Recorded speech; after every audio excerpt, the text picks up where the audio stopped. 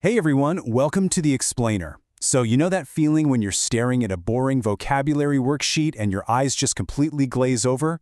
Well, what's the exact opposite of that? You're going to find out right now, because today we're taking flat, lifeless text and injecting it with some serious, high-octane energy. Okay, let's dive into this. What we're looking at here is a standard exercise for matching words with their antonyms, opposites. But look, instead of just reading a dull list like you'd find in a textbook, we're going to transform these exact words into vivid, 3D cartoon scenarios right in our minds.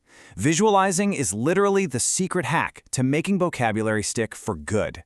To make sure these antonyms actually stick, we've organized them into a few key zones: time, age, and eras, questions and answers, quality and cost, actions and habits, and finally, the ultimate challenge. All right, kicking things off with Section 1, Time, Age, and Eras.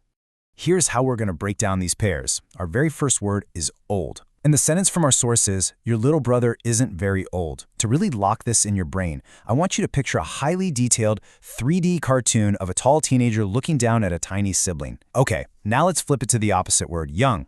The sentence is, he's still very young, only 5. Now picture an incredibly energetic 5-year-old just running dizzying circles around that completely exhausted teen. See how much better that is than just memorizing a boring definition? And this brilliantly illustrates the passage of eras. Let's take the word ancient. Our text says, in ancient times, news took months to travel. Imagine a 3D cartoon of an exhausted messenger pigeon heavily panting while carrying a tiny little scroll. So relatable, right? Now, let's contrast that with the modern era. Our opposite word is modern, and the sentence is, news travels around the world very fast in the modern world. Picture that teen's smartphone absolutely exploding with rapid-fire glowing notification bubbles. It's totally night and day. Moving right along to Section 2, Questions and Answers. Let's contrast television programs with this next pair.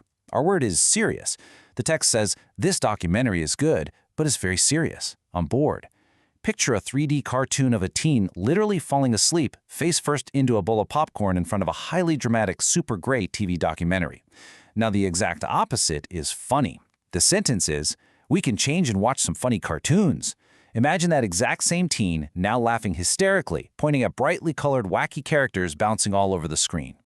Next up, we're highlighting a super common computer troubleshooting scenario. The word here is ask. The sentence is, can I ask a question about computers, please? Visualize a very confused teen raising a hand timidly next to a desktop PC that is dramatically puffing out black smoke. Oh man. The opposite word is answer. Our sentence is, I'll try to answer it, but I don't know much about computers. Picture a nervous friend shrugging their shoulders defensively while holding a massively tangled, literally impossible mess of computer wires. All right, diving into Section 3, Quality and Cost. Now, what's really interesting about this slide is how perfectly it captures the concept of value. Let's look at the word expensive. The text says, I'd like to buy those shoes, but they're very expensive. In your mind, build a 3D cartoon of a teen staring longingly through a glass case at these glowing sneakers with a comically massive price tag. And then we have the total opposite, cheap. Our sentence is, but look at these. They're cheap and they're nice.